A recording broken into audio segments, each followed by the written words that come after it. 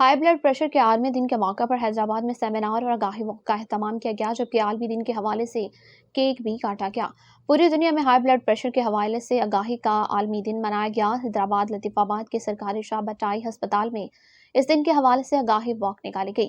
آگاہی واک میں doctors, paramedical staff نے شرکت کی، جبکہ اس دن کے حوالے سے اسپتال میں ایک سیمینار کا انعقاد بھی کیا گیا۔ شرکا سے خطاب کرتے ہوئے پروفیسر فصیح ہاشمی، ڈاکٹر زرینہ مہر، ڈاکٹر سولت جعفری اور دیگر نے کہا کہ پاکستان کا ہر چوتھا فرد ہائی بلڈ پریشر کا مریض ہے۔ ہائی بلڈ پریشر خاموش قاتل ہے جو آہستہ آہستہ جسم کے دیگر اعضاء کو خراب کرتا ہے۔ ہائپر ٹینشن کا معمولی سمجھنا جان لیوا ثابت ہو سکتا ہے۔ خبر شامل کرتے ہیں جام شورو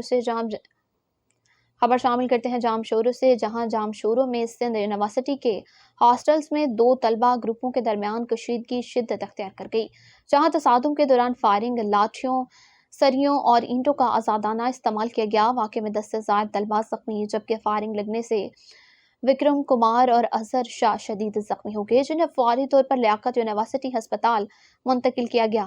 پولیس کے مطابق جھگڑا مبینہ طور پر ایک سیاسی طلبہ تنظیم اور قوم پرست گروپ کے درمیان ہوا، جبکہ دونوں گروپوں میں کئی روز سے کشیدگی جاری تھی اور وقفے سے جھگڑوں کی اطلاعات بھی سامنے آتی رہی ہیں۔